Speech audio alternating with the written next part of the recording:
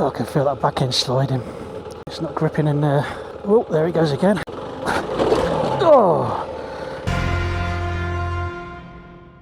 Hey, welcome back into the garage. Today we're working on the 390 again, but we're putting some engine frame protection on there and replacing out the KTM sump guard, bash plate, whatever you want to call it, with some stuff from Outback.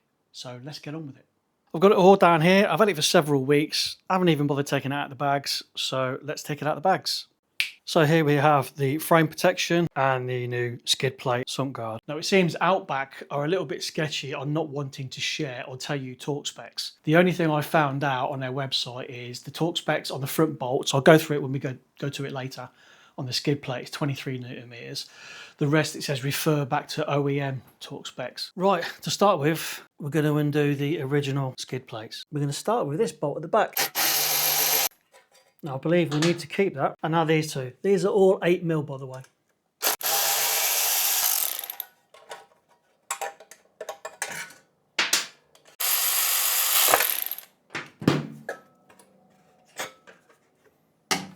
And now we get this bracket. The two longer ones go to the front. And then you use the existing bolt. Trying not to get my big Swede in the way.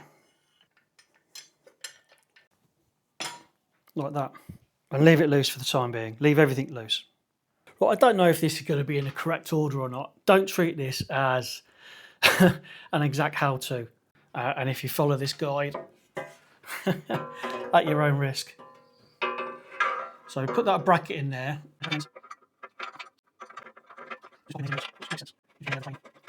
I could do one of those scissor lifts. Next stage is this engine mount. These bars mount to, as well as the skid plate. That's going to go onto there. That's going to go up to there along with that, and then there's a couple of spacers and washers. This is currently a Allen key 6. Right, this is getting a bit, I don't know, confusing, sketchy. Right, you don't use the original bolts, use these ones, which, if you can see there, this is the video from Outback themselves. Now the bolts that they're showing there are different to what they supply. They've supplied what looks like the bolt, but with obviously 2 washers and a nylock nut, which is not needed. So I'm running, as I said earlier on, I'm running blind here, so let's just see what goes on. Right, I'm losing myself a little bit here. Got to take this bar out here, which is what the sump guard and this engine frame go through on. But you also take these two off here. Now obviously that's the front engine support. So what I've done is I've put a jack underneath with some wood to hold the engine in place. Proper sketchy. I'm going to take this one out now. So this long one can be threaded through and attach these brackets for the sump guard.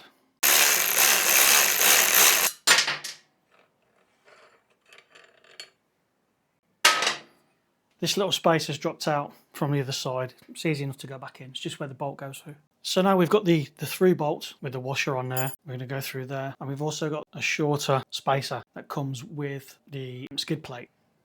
So we put that one through there. The skid plate bracket, the L, obviously on the left hand side. That pops on there, and then the spacer.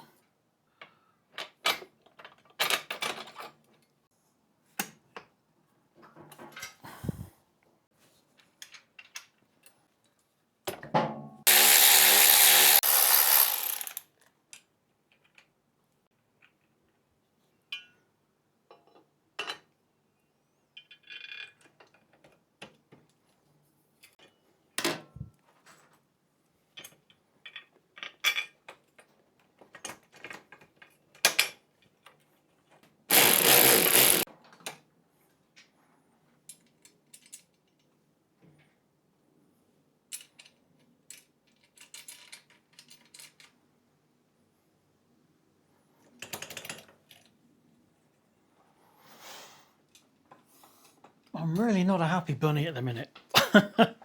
I will be near the end. I'm just, yeah. I hate being this blind on doing stuff. Slacken this off a little bit. We want a bit more play in that. So we put this bracket on. Now put the crossbeam on. That goes on the inside So you've got the bolts, washer, another washer, and then the nylock nut.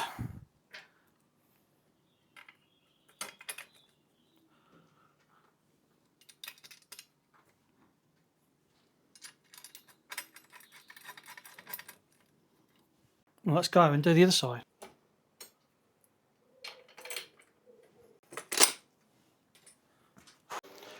Right, now according to Outback, you tighten these up bit by bit, obviously, so you don't want to get it all twisted.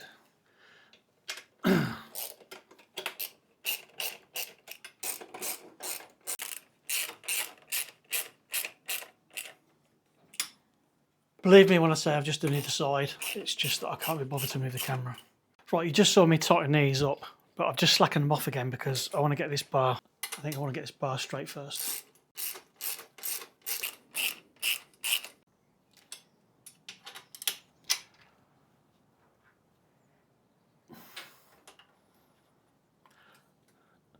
Again, as I said earlier on, there are no torque specs. Outback didn't want to give you any for these. So, tight.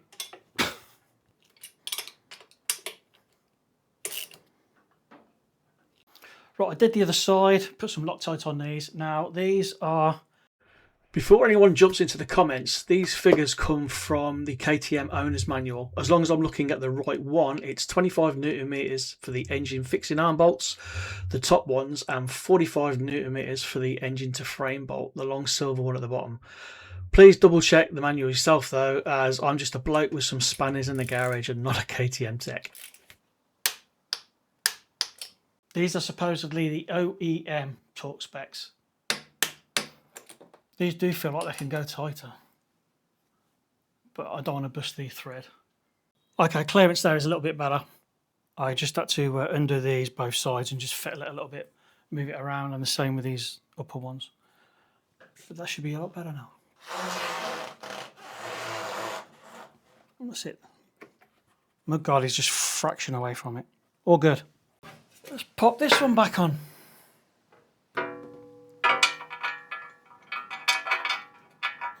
The usual way, bolt in, left loose, then your washer. You've got quite a bit of room to get your fingers in here, he says, as he drops the washer. And then we're going to do the same as what we did here, round there.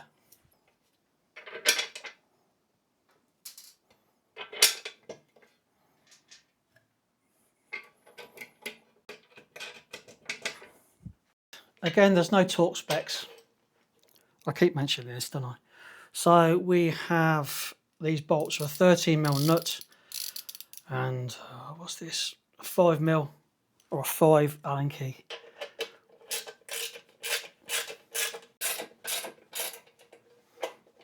You tighten those up too hard because we want to do this side as well.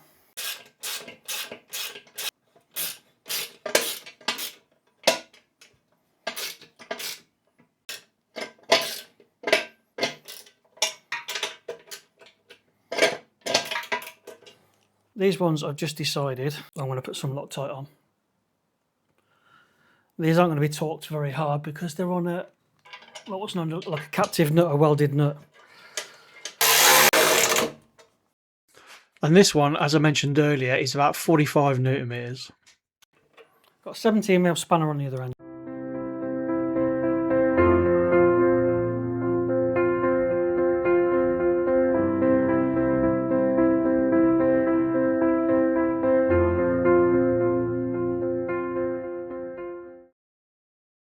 So here we are, first little bit of off-roading. Road-wise, these are okay, seem sturdy enough. That resonates a little bit, so it makes it sound a little bit tinny. I have to admit, I am nervous. So I'm in off-road mode. I prefer off-road mode, to be honest, riding on the road, because it's a bit perkier. Shut up and get on with it.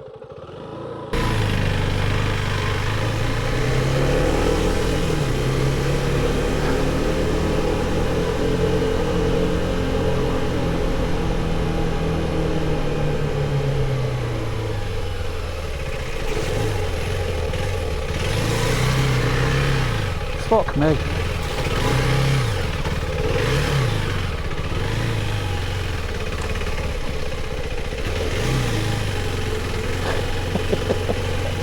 Oh, I just felt the back spinning on me. Jesus, this is alien.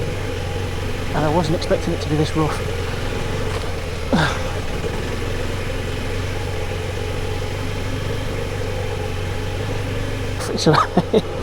It's a green lane, Rob. What did you expect? So, try and relax. I'm a road rider. It's not used to all this.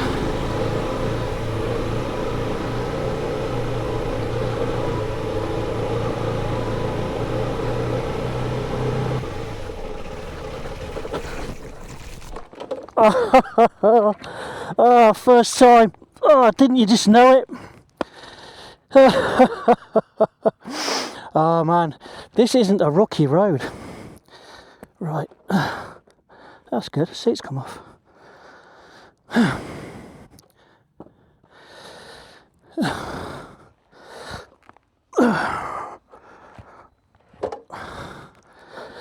was doing alright until I hit that bit there.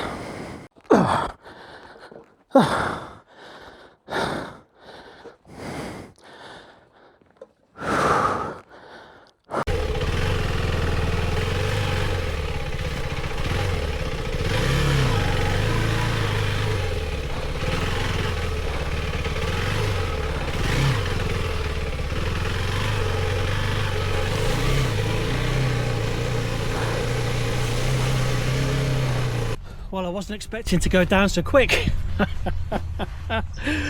Oh, Jesus. 50 foot into the trail. Oh, Jesus Christ.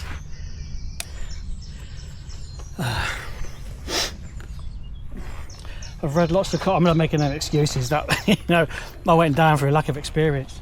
Too much front brake and there we go. I've read quite a bit about these standard tyres, the Kiru 4s. I'm not making an excuse about the tyres, that was totally on me. I probably could have carried on if I took off the front brake. The back end slid round sideways. If I'd have left the front brake alone and just sort of carried on, I might be able to pull it back, but I didn't. An off-road rookie move, I guess there, handful of front brake. I just went slide, well, you're seeing it, slide into the ditch. But I was very naive into thinking the road would be more like this, not what I consider a massive rut straight off the bat.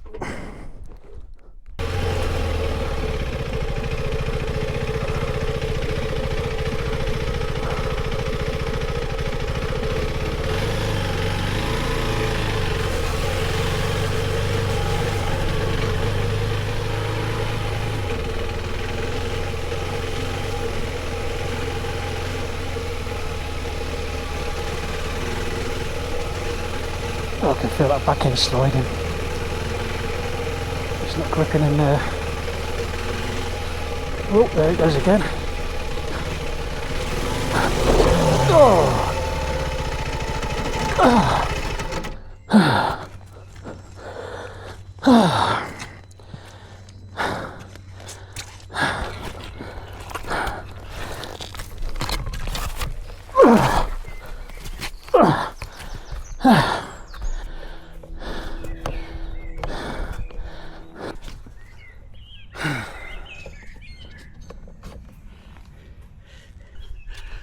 I've done some of here and I don't know what.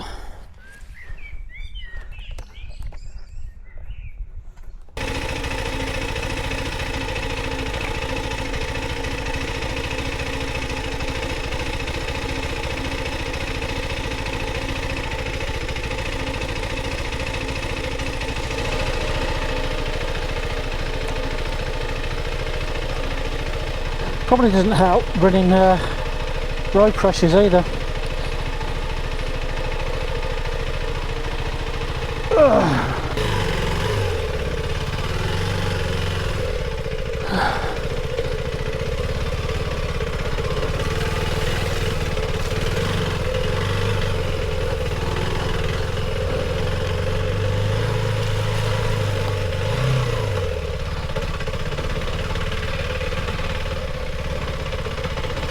The backhand feels so skittish.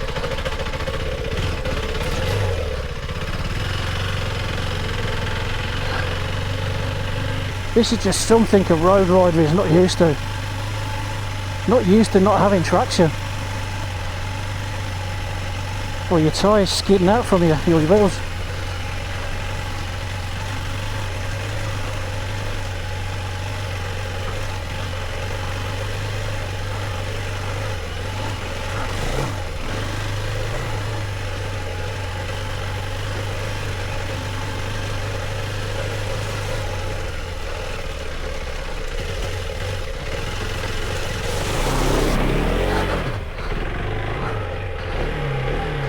Steady, steady.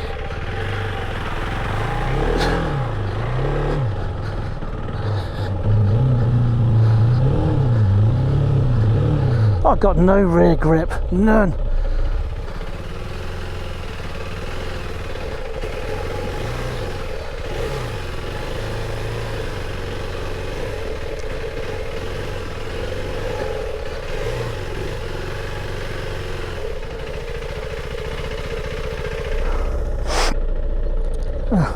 A bit wet as well.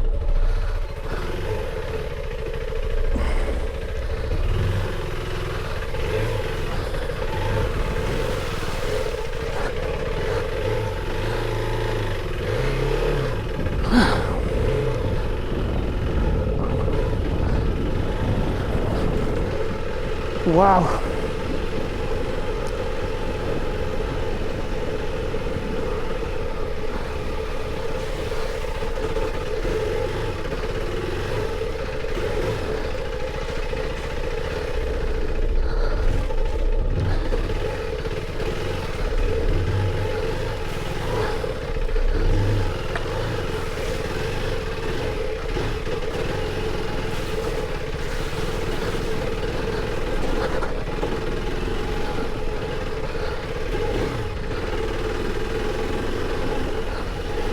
Right, what you're learning so far, Robbie? Reduce your tyre pressures. Maybe look at swapping out these tyres. But like I said, probably just down to me being a complete and utter noob. What else? Take the rubbers off the foot pegs, so you got some grip. Oh, you enjoying this? Honestly, I do not know. This is a whole new learning curve.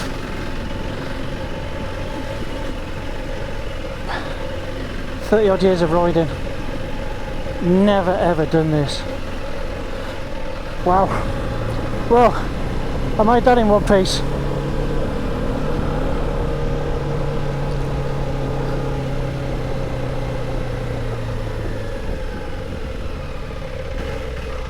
Was that baptism of fire? Is that something you would do? Would you hit something like that on your very first time? Or not? I mean, to me that was a bit rough, into the unknown, proper unknown. But like I say, I'm a complete novice. Would you consider that yeah, piece of cake for your first time? Or no, I wouldn't have touched that for another few sessions. Let me know in the comments.